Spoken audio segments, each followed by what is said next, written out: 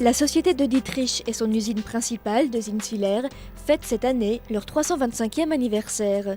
L'occasion de découvrir les coulisses d'une entreprise très spécialisée et peu connue du grand public. L'occasion aussi d'un retour en arrière sur la saga de Dietrich et sur ce qui lie cette famille alsacienne au patrimoine industriel de la région.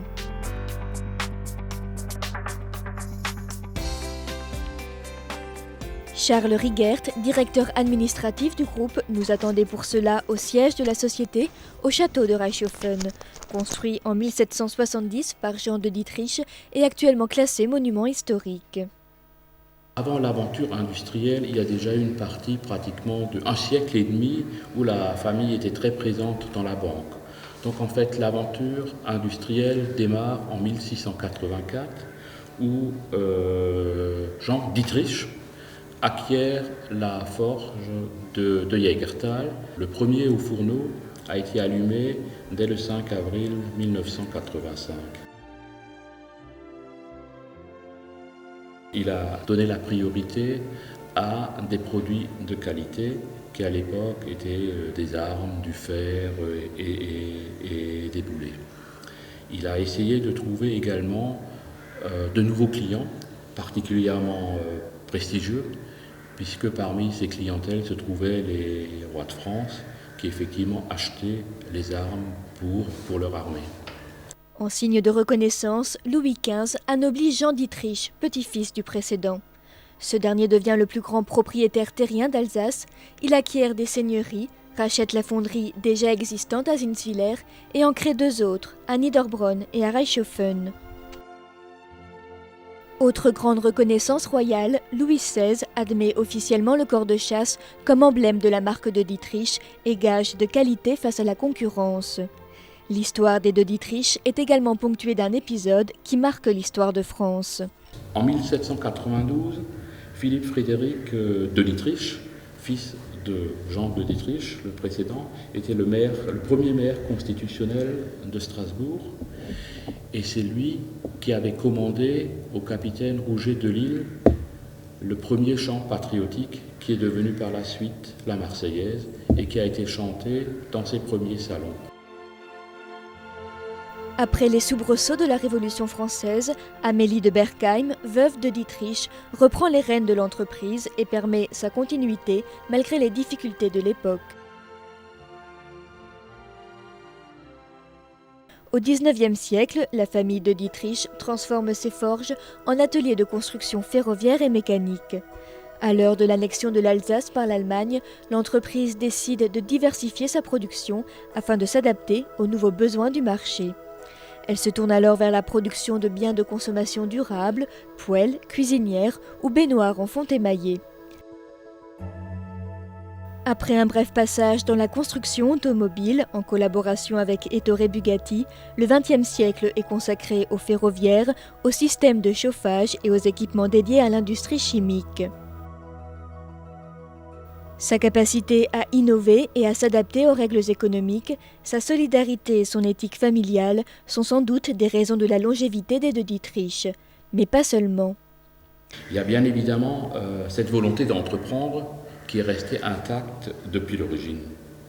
La famille a toujours privilégié aussi une vision et une stratégie à long terme, au détriment du court terme qui est devenu un peu l'apanage de notre société un peu plus moderne. Une gestion prudente et avisée, une très grande discrétion, une exigence de qualité irréprochable, ce qui avait déjà été défini dès l'origine, aussi le respect de ses salariés et de leurs représentants. Un tournant s'opère à partir des années 90. Si le groupe réalise des opérations notables de croissance externe dans ces 3 domaines d'activité, il cède progressivement le contrôle du thermique et du ferroviaire au profit des groupes Thomson, Alstom, puis Vossloh.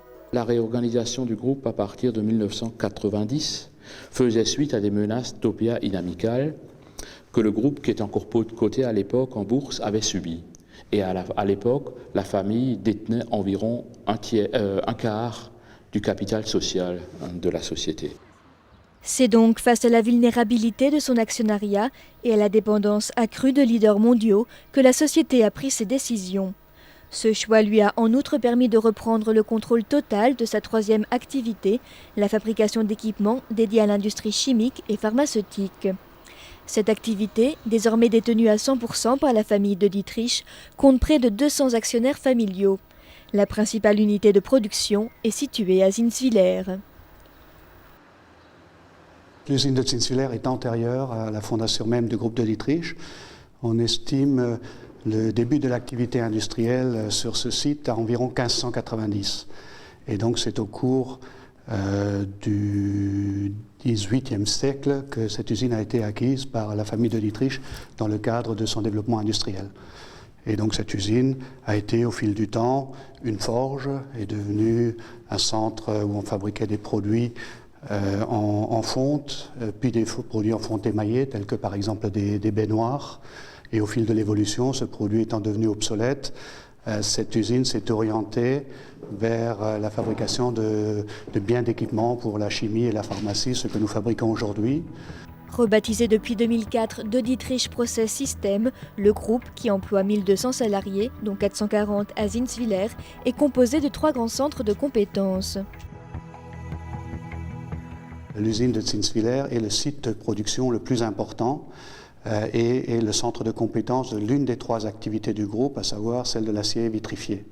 Sachant que les 2 autres activités sont la filtration et le séchage, donc dont la maison mère est située en Suisse, à Liestal, et l'autre activité, c'est le verre borosilicate et de l'ingénierie, donc la conception de systèmes complets, dont le centre de compétences se trouve, lui, à Mayence, en Allemagne. La spécificité de l'usine est donc la production de réacteurs ou de cuves de stockage qui seront utilisés par des entreprises de chimie fine ou de pharmacie. Destinées à contenir des produits chimiques pour les stocker ou les faire réagir, les parois de ces cuves doivent être particulièrement résistantes. C'est actuellement l'émaillage en acier vitrifié qui est la technologie la plus efficace contre la corrosion. C'est aussi ce qui fait le point fort de l'usine depuis les années 70.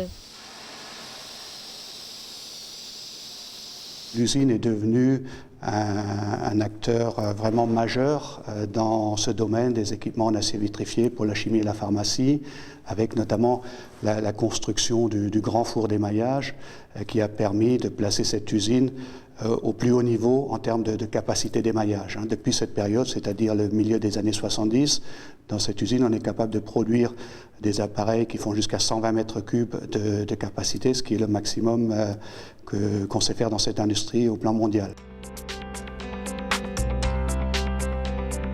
D'une superficie de 750 mètres de long sur 250 de large, les activités du site vont de la conception à l'export des produits finis. Marc Friedrich nous offre un aperçu des différentes étapes de la production. De ce côté-là, vous avez le bâtiment administratif. Donc, dans ce bâtiment, sur cette usine, on fait toutes les fonctions de la partie commerciale, puis la partie de conception, de réalisation des gammes, puis jusqu'à l'expédition chez le client, plus le service après-vente. Du côté des ateliers, globalement, les camions nous livrent de très grandes tôles et ces tôles, on les coupe aux dimensions dont on a besoin. Puis lorsqu'on a coupé les différents éléments, on commence à la ligne des fonds.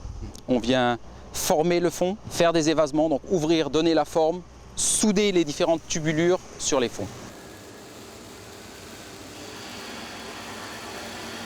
Mais avant de réaliser les tubulures, l'intervention d'un traceur est nécessaire. Donc ce monsieur, avec son compas, trace et reporte tous les éléments qui plus tard seront fixés dessus. Donc il a à sa disposition un plan, un compas, un marteau et un pointeau. Et il va reporter donc sur les fonds tous les éléments qui plus tard seront évasés puis soudés sur les fonds. Place ensuite aux opérations de soudage qui, pour des appareils d'une telle capacité, peuvent s'apparenter à un véritable numéro de funambule. Debout sur une nacelle mobile, le soudeur suit les rotations du fond de la cuve pour un soudage circulaire. Sur ce genre d'appareil, la qualité des soudures doit en effet être irréprochable. La plupart des appareils qu'on fabrique ici, pratiquement tous, sont des appareils sous pression. Donc le client ainsi que la norme demande de justifier qu'il n'y a aucun danger, c'est-à-dire que les soudures soit fiable à 100%. C'est pour ça que l'on va contrôler ces soudures par différentes techniques. Une fois les ouvertures réalisées, direction la chaudronnerie Grand Hall où sont assemblés les fonds et les viroles qui constituent le corps de la cuve. Vient ensuite l'étape de la production qui fait la fierté de l'usine de Zinswiller. Le savoir-faire particulier, en plus de la chaudronnerie grande pièce, c'est l'émaillerie. Toutes ces cuves que vous voyez derrière moi, à l'intérieur, sont recouvertes d'une fine couche de verre. C'est-à-dire 2 mm, en moyenne 1,5 à 2 mm de verre. Donc ce verre est déposé comme ce qu'on appelle, c'est un émail qu'on vient déposer.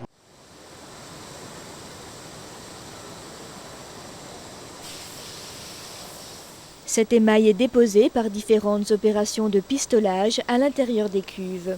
L'objectif ici, c'est de déposer par couches successives, donc jusqu'à 5 couches successives, on vient déposer d'émail et suivi de 5 cuissons. Le traceur ici est légèrement rose, donc l'émail est rose, pour que l'opérateur qui fait cette opération-là voit aussi la différence entre le blanc du fond et l'émail qu'il vient de déposer.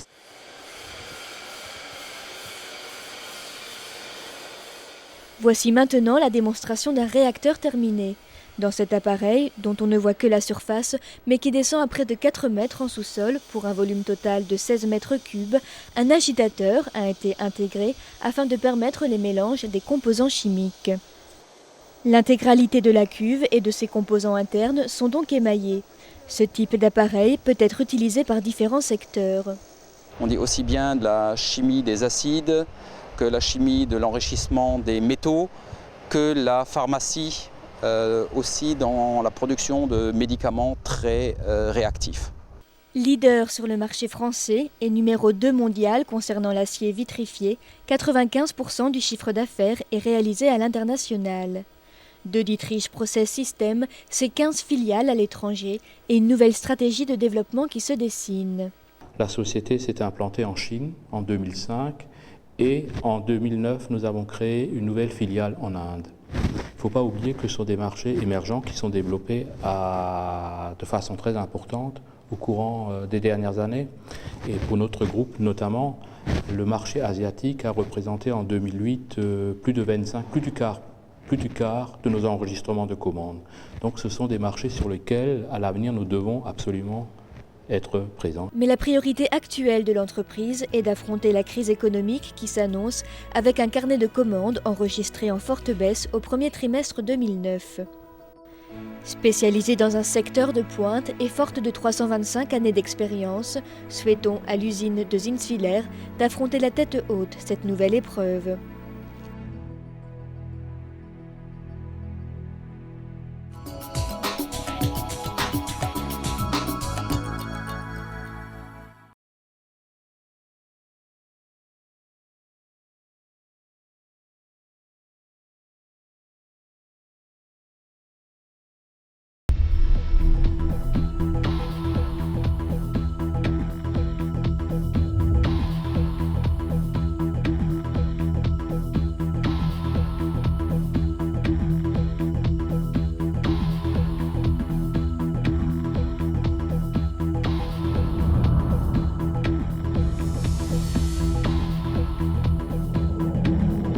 Bienvenue dans l'actu. Au sommaire, au musée du Fer à Reichshofen, on réceptionne de nouveaux objets issus du patrimoine local. La casting clôture sa saison avec l'humour du baron de Münchhausen. Et pour ouvrir ce journal, inquiétude autour de la prolifération d'oiseaux noirs sur notre territoire. Dans le parc du château de Dietrich à Reichshofen, d'étranges volatiles noirs ont envahi les lieux. Camouflés dans les arbres, leurs nids sont les seuls signes très visibles de leur présence. Plus connue sous le nom de corbeau freux et de corneille, en temps normal, cette espèce est visible par la présence d'un couple sur 100 hectares. Mais aujourd'hui, le chiffre est 100 fois plus important. Du coup, ces derniers temps, de nombreuses nuisances règnent dans certaines communes. Une prolifération d'oiseaux qui devient un vrai souci pour les autorités et certains riverains. Et l'homme qui connaît bien le problème est l'un de ces bénévoles qui est en charge de ce dossier. Pour lui, l'explication d'un tel phénomène proviendrait de l'absence de certains prédateurs et notamment de l'homme. Autrefois, avec les croyances, les superstitions, on voyait un corbeau s'approcher d'une maison, lui lancer un caillou, parce qu'ils apportaient le malheur. Après, il y avait les chasseurs qui les éliminaient, parce que toutes nos campagnes avaient du petit gibier. Mais aussi, il y a 2 espèces oiseaux qui ont disparu, qui étaient les grands ennemis du corbeau. C'était donc le grand-duc, qui est un oiseau nocturne, et l'autour, qui est un rapace diurne. Donc c'est eux qui régulaient, c'était leur chaîne alimentaire. La mise en place d'enceintes grillagées et cadenassées par les communes serait la solution face à ce fléau. Actuellement, il fait des gros dégâts, aussi bien au niveau des oiseaux d'eau que des petits oiseaux, même autour des maisons. Il s'enhardit et il détruit le nid couvé. Sans oublier les champs de maïs qui est leur alimentation de base. Agriculteurs, chasseurs et collectivités se sont engagés aujourd'hui à réguler rapidement cette espèce, avec pour objectif la capture de 500 corvidés d'ici cet été, à l'aide entre autres de 3 installations de ce type.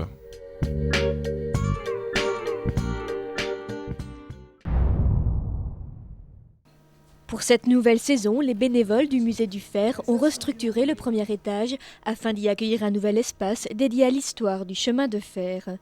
Étienne Pomoy, vice-président de la Société d'Histoire, nous invite à le découvrir. Ces changements sont devenus nécessaires suite à l'acquisition de nouvelles maquettes et de maquettes de grande dimension. En particulier donc un wagon de marchandises, un wagon pour le transport du minerai et un wagon pour la potasse. Datant des années 50 et 60, ces maquettes sont l'œuvre des élèves du lycée professionnel de Dietrich. Une autre série de maquettes sous vitrine retrace les grandes réalisations ferroviaires de la société. On a exposé également des voitures qui ont été réalisées par de Dietrich, tels le Trans-Europe Express, le Grill Express, la voiture Corail. Vous avez une représentation du TGV. De Dietrich fabriquait la 2e et l'avant-dernière voiture du TGV. La société Vossloh-Cogifer, spécialisée dans les aiguillages, entre également au musée avec la présentation de ces différents types de rails. Autre nouveauté, nous avons profité de cette restructuration pour acquérir ou échanger plutôt des poêles avec l'association de Dietrich. Sur cette série de poêles, 4 font partie de nouvelles acquisitions. Par exemple, ce poêle de style néo-gothique, avec des allures de cathédrale, c'est vraiment de la dentelle. Ça représente vraiment un savoir-faire des fondeurs et des artistes qui fabriquaient les moules. Au 2e étage, on règle les derniers détails de l'exposition temporaire consacrée au lycée d'enseignement professionnel de Dietrich. Fondé dans les années 1860, il a dû fermer ses portes en 2007. Travaux pédagogiques, photographies, outils et autres souvenirs d'école témoignent d'une époque. L'exposition est à découvrir à partir du 30 mai. Sachez enfin que les Amuse-Musées seront à Reichshofen le 14 juin prochain, avec au programme une après-midi de contes et d'animation.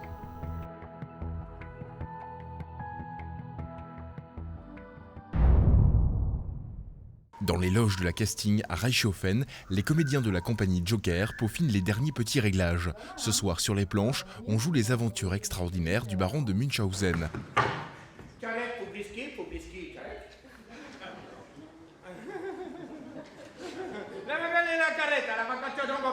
Un spectacle comique qui a surpris dès l'ouverture du rideau le public à l'écoute du langage employé par les différents acteurs.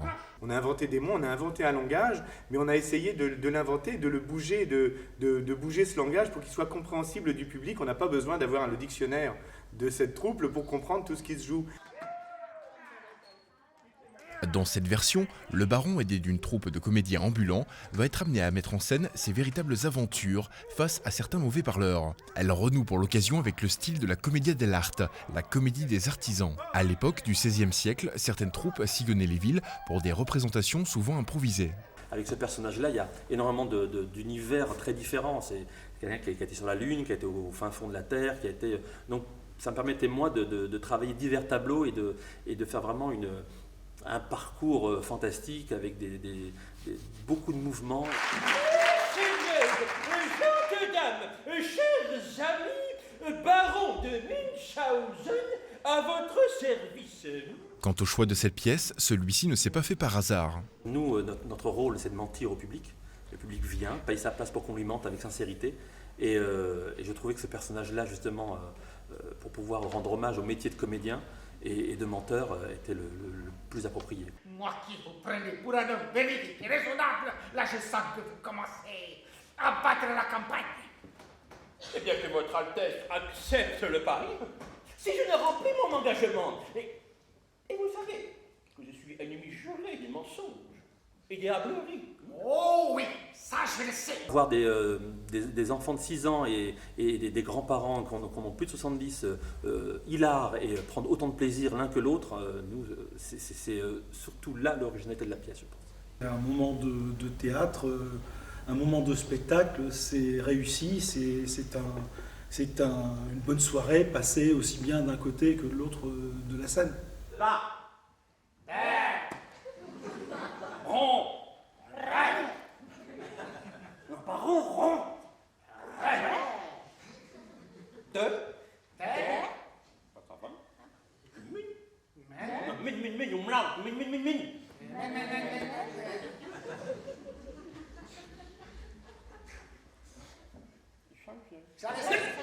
Un spectacle qui a clôturé avec humour et dérision la saison de la casting. Bon,